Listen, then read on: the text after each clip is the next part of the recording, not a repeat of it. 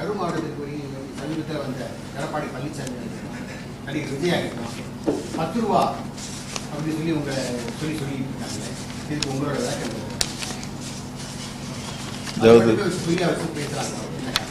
அதாவது அரசியல் ரீதியாக கருத்துக்களை முன்வைக்க நினைச்சவங்க அது எடுபடலை.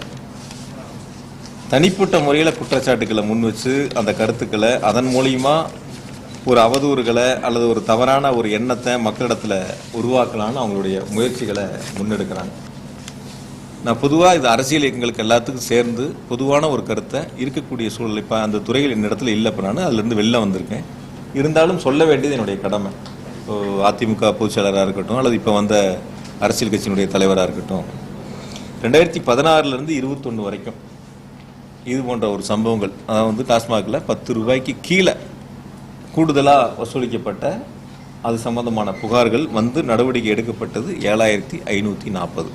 இப்போ போன அதிமுக ஆட்சியில் 10 ரூபாய்க்கு மேலே கூடுதலாக வசூலிக்கப்பட்டு நடவடிக்கை எடுக்கப்பட்டது 8666. இது கடந்த அதிமுக ஆட்சியில்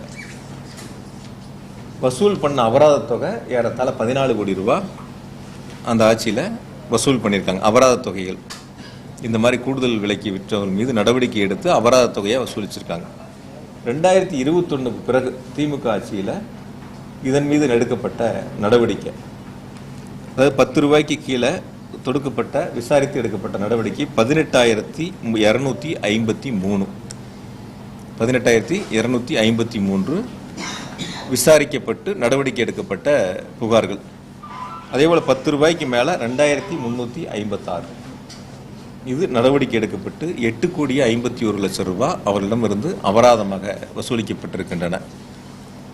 நான் கொஞ்சம் வெளிப்படையாகவே உங்ககிட்ட சொல்கிறேன். நான் இப்போ இந்த 5 வருஷத்தில் இது போன்ற புகார்கள் வருகின்ற பொழுது அந்த கூடுதல் தொகை ஒருவருக்கு செல்லுகிறது என்று சொன்னால், கடந்த 5 ஆண்டு அதிமுக ஆட்சியில் இது போன்று கூடுதலாக வசூலிக்கப்பட்ட தொகை எடப்பாடி பழனிசாமிக்கு சென்றது. அப்போ இன்று முதல் எடப்பாடி பழனிசாமி 10 ரூபாய் பழனிசாமி என்று அழைக்கப்படலாம். நான் யதார்த்தமாக சொல்கிறேன்.